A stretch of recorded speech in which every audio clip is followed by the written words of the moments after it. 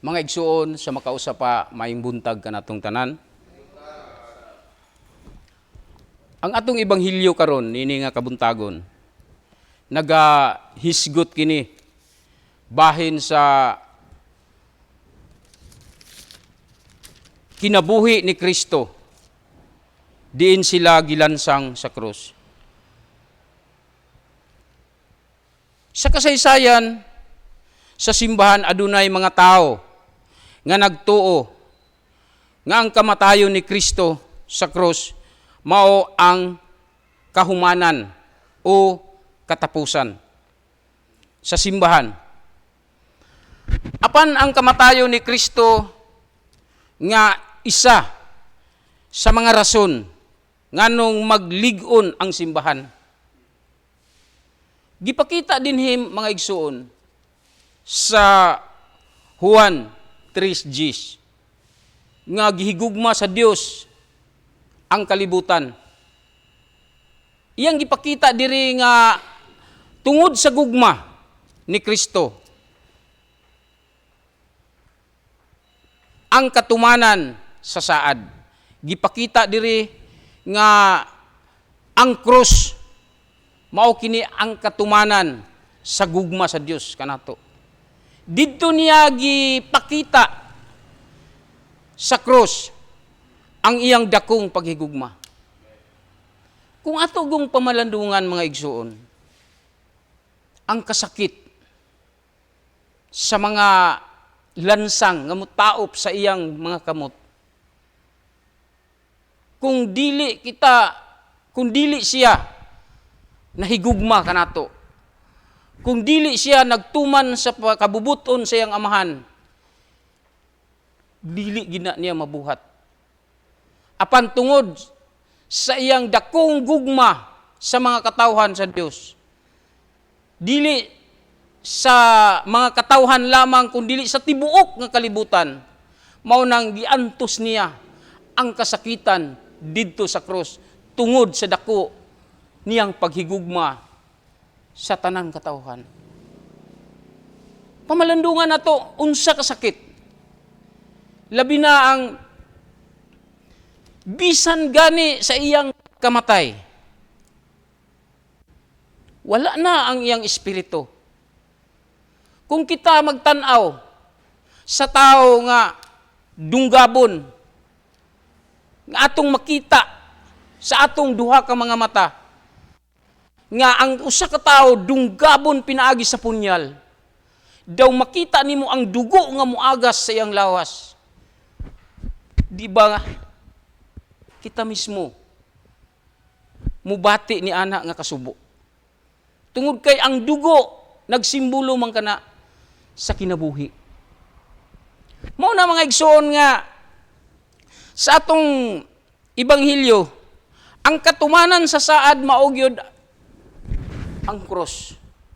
Mao kinang gipakita ni Kristo nga diha natingob ang iyang paghigugma kanatong tanan. Makasasala man kita. Ug niangkon man kita nga walay sala.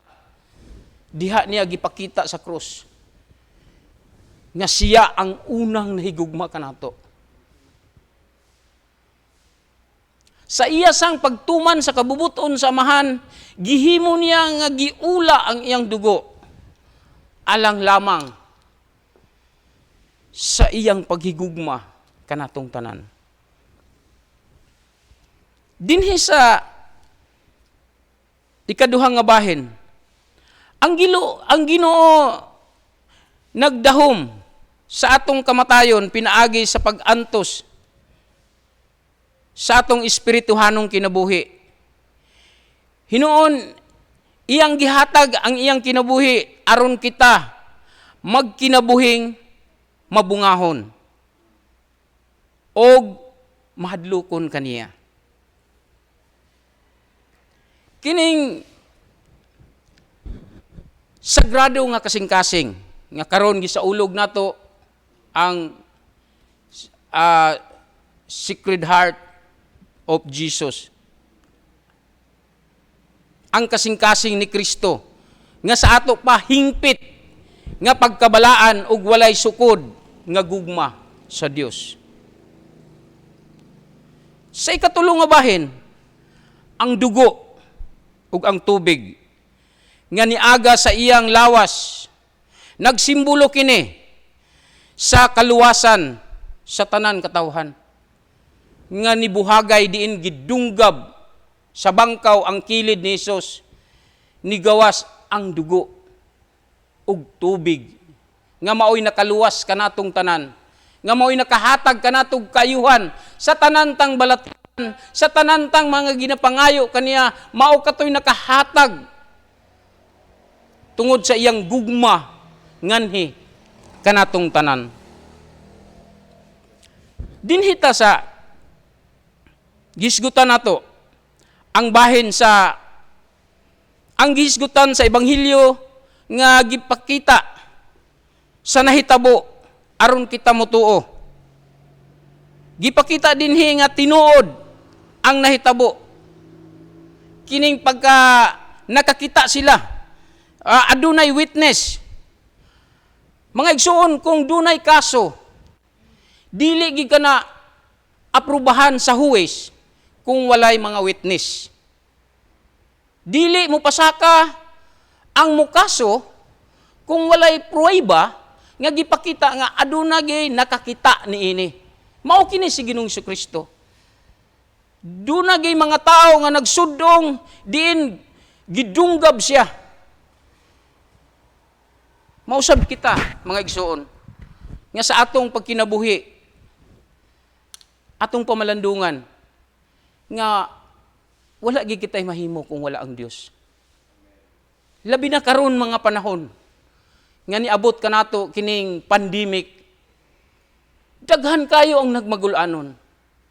Bisan manggani dinhi sa atong syudad sa Hinguog, nga matingala lang ka sa among kauban diha sa DP, iyang ayaan taga-anakan, gitawagan lang nga ilubong kana ninyo diretso, ayaw na kana ninyo ipaabutag pag-ugma. Subo kay siyang palandungon, kauban na mo sa motorpool. Ingon siya, grabe. Bisan na lang, igsuon sa iyang inahan, ayaan niya, sakitan kay siya. Tungod kay, mo may kuan sa City Health, na kinahanglan ilubong yun. Muna mga igsuon nga, kita karon dut-dut kita diha sa Ginoo. Isalig nato sa Ginoo ang tanan, kay siya ang nasayod sa atong mga kinabuhi. Bisan pa kita og nagbuhat o naglikay, kay kini nga pandemic karon, wala ni nagbase sa imong masalamuha. Wala ni nagbase nga sa imong matagbo nga tao. Kundili kini nga pandemic uban sangin. Grasya sa Ginoo nga kita mga Kristohanon, dili kita mataptan ini tungod kay nagsalig kita ngadto sa labawong makagagahom. Mao kini ang pinakaimportante mga igsuon. Salig nato sa Dios. Okay? Siya lamang nasayod sa atong kinabuhi. Sa katapusan, ug uban sa tanan katawhan sa Dios, makabaton kamo gahom sa pagsabot, sa kalapad, ug sa kataas, ug sa kahabog, ug sa kalawom sa gugma ni Kristo. Hinaot pa unta, nga masayod kamo, nga dili matugkad, nga gugma ni Kristo, ug sa ingon, niana, makinabuhi ninyo ang kinaiya sa Dios, nga naato pinaagi sa gugma ni Kristo, kanatong tanan. Dalaygon ang Dios, pinaagi sa iyang pulong. Palihog manindog.